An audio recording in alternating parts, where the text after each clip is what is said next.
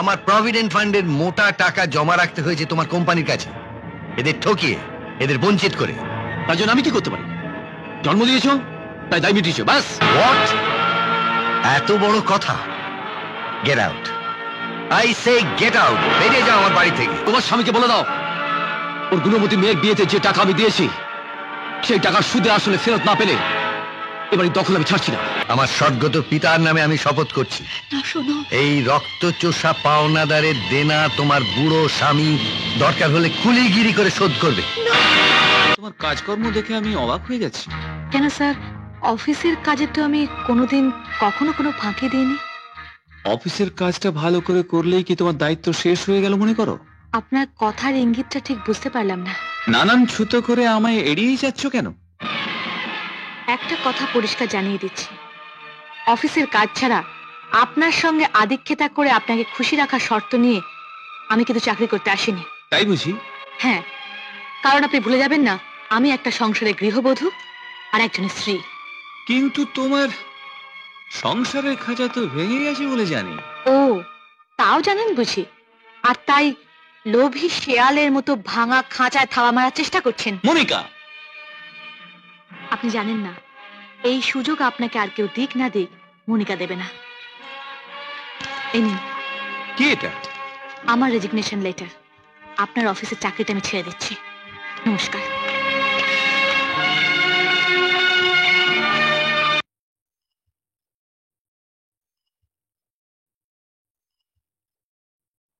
তোমার চা। আমায় 50টা টাকা দেবে?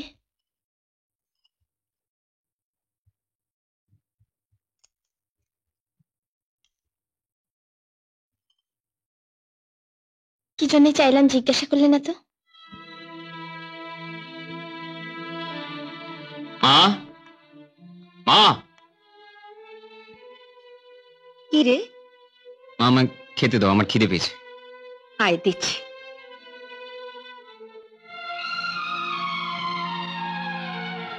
এভাবে আমাকে অপমান করার মানে?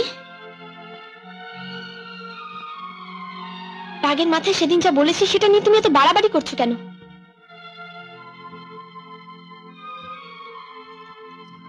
আমার সাথে তোমার কথা বলতে এত ঘেন্না?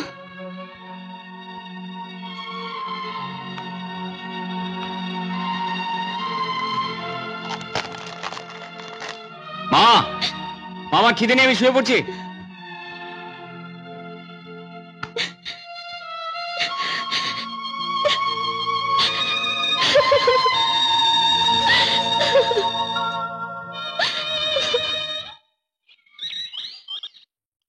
শোনো মা, তোমরা যদি আমাকে এখানে থাকতে দিতে না চাও আমি চলে যাব, কিন্তু জয়দের বাড়ি আমি ফিরবো না। তাছাড়া যেটা নিয়ে সবচেয়ে বেশি অশান্তি, সেই চাকরিটা আমি ছেড়ে দিয়েছি। ভালোই করেছিস মনি।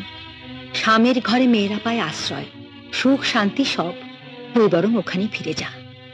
না মা, নিজের আত্মসম্মান বিসর্জন দিয়ে কবরের শান্তি আমি চাই না। আমি চাই না মা। মা, তোমাদের সংসারের জাহাজটা কিন্তু চলতে শুরু করেছে, দেখো যেন ডুবে না যায়। তোমাদের সংসার মানে? সংসারটা তো নয়। হ্যাঁ, সেই সংসারের জাহাজে আমি আছি, কিন্তু ক্যাপ্টেন আমি নই। তাই এটা নিশ্চয়ই তোমার জানা আছে, জাহাজ ডুবলেও ক্যাপ্টেন পালায় না। আমিও পালাবো না। কিন্তু প্যাসেঞ্জাররা পালায় বাবা। না, সবার আগে পালায় ইঁদুরেরা। আমাকে ছোট করলেই এই সংসারে শান্তি আসবে না বাবা। জেগে মা, মাই নাও, মাস্টার টাকাটা নাও, না ধরো।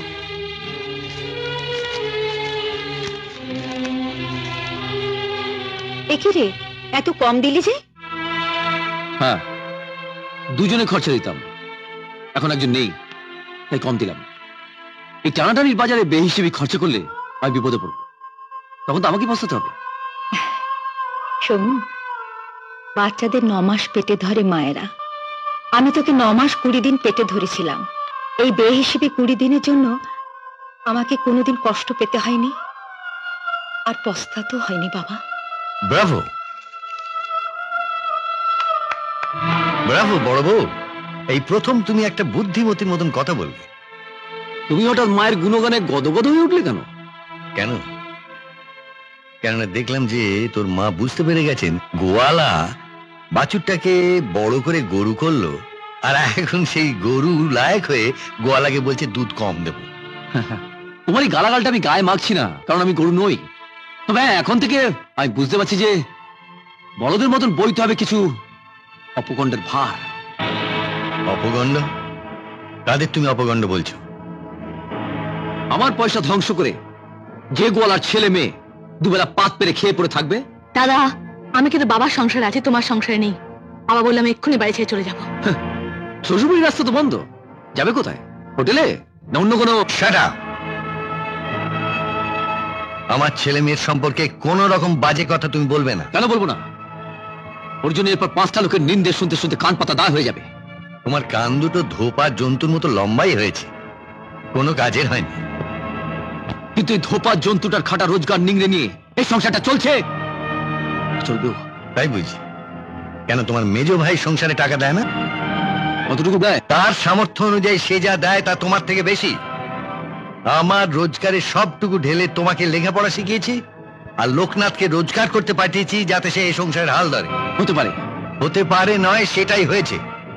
তোমার ভালো চাকরির জন্য আমার প্রভিডেন্ট ফান্ডের মোটা টাকা জমা রাখতে হয়েছে তোমার কোম্পানির কাছে, এদের ঠকিয়ে, এদের বঞ্চিত করে। তার জন্য আমি কি করতে পারি? জন্ম দিয়েছো তাই দায় মিটিয়েছো, ব্যাস। হোয়াট? এত বড় কথা? Get out, I say get out. বেরিয়ে যাও আমার বাড়ি থেকে। তোমার মতো ছেলের মুখ দেখাও পাপ। বাবা, কি শুরু করেছো তোমরা? শোনো শোনো, শোন বাবা, আমার কথা শোন, মাথা ঠান্ডা কর বাবা। তোমার স্বামীকে বলে দাও ওর গুণবতী মেয়ের বিয়েতে যে টাকা আমি দিয়েছি সেই টাকার সুদে আসলে ফেরত না পেলে এবারে দখল আমি ছাড়ছি না। আর যেদিন পাবো সেদিন আমি আমার বউ বাচ্চা নিয়ে বাড়ি ছেড়ে চলে যাব, তার আগে নয়। তাই হবে। তুমি শুনে রাখো প্রভা, আমার মৃত্যুর পর এই লোকটি যেন আমার মুখাগ্নি না করে, আমার শ্রাদ্ধ না করে। চুপ করো, আমি তোমার দুটি পায়ে পড়ছি, তুমি চুপ করো। যদি করে তাহলে তোমার স্বামীর আত্মা শান্তি পাবে না। আর শুনে রাখো প্রভা, আমার সদ্গত পিতার নামে আমি শপথ করছি, না শোনো, এই রক্তচোষা পাওনাদারের দেনা তোমার বুড়ো স্বামী দরকার হলে কুলিগিরি করে শোধ করবে।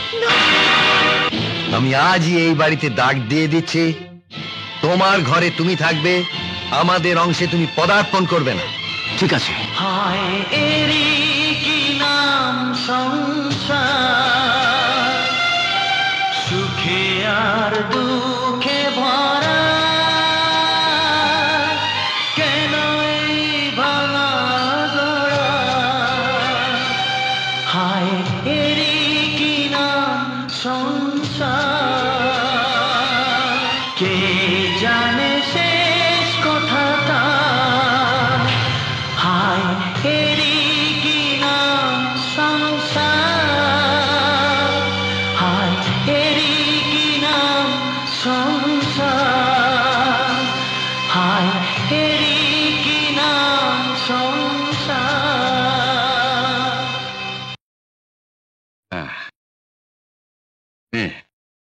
চাটা খেয়ে বল কেমন বানিয়েছি। মাসুদ, তুই কিন্তু আমার কথা সিরিয়াসলি নিচ্ছিস না, এড়িয়ে যাচ্ছিস। কি বলছিস তুই? আমি এড়িয়ে যাচ্ছি? হ্যাঁ, এড়িয়ে যাচ্ছিস।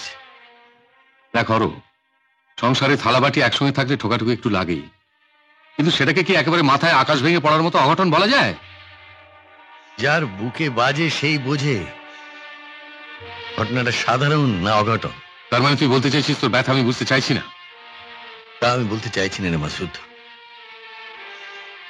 কিন্তু যা আমি স্বপ্নেও ভাবতে পারি না সেটা আজকে আমাকে জাগ্রত অবস্থায় চোখে দেখতে হলো, এটা বুঝতে পারছিস?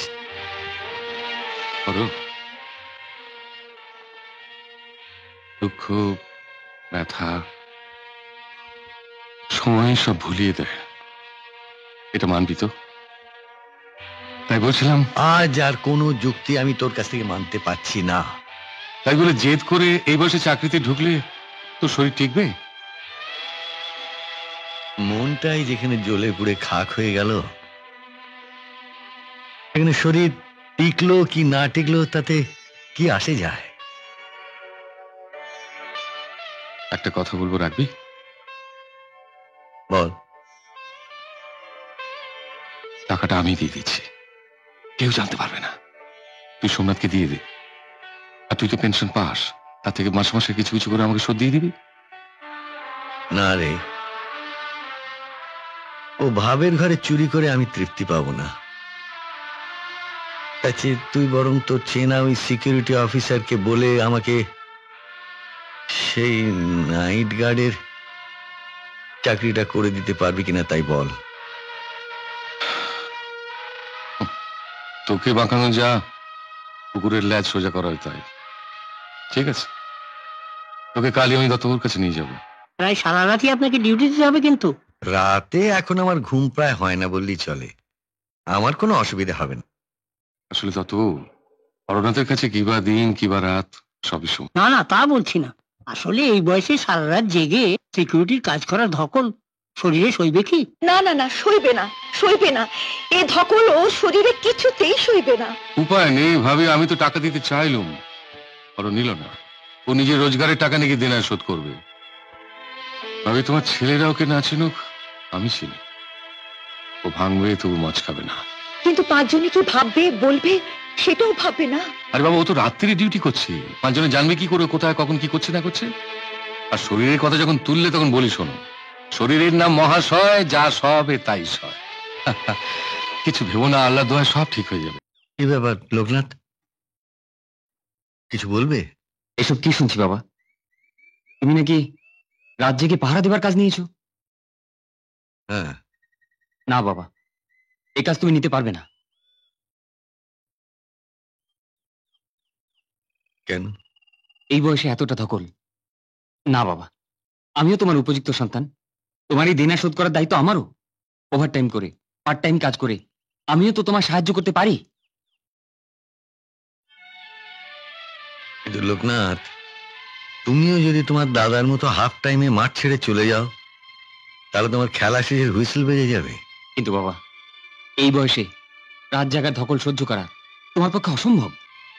ছোটবেলায় শোনা সেই খরগোশ আর কচ্ছপের দৌড়ের গল্পটা মনে আছে? হ্যাঁ মনে আছে, কিন্তু বাজির খেলায় দেমাকি খরগোশকে হারিয়ে অসম্ভবকে সম্ভব করেছিল জেদি আর সাহসী কচ্ছপ। আমাকেও সাহস জুগিয়েছে ওই জেদি কচ্ছপটা। আমিও বাজির খেলায় অসম্ভবকে সম্ভব করে দেখাবো। তোমরা আমাকে বাধা দিও না, আমার জন্য চিন্তা করো না, আমার কিচ্ছু হবে না। তোমার তো কাজের সময় হয়ে গেল, যাও কাজে যাও।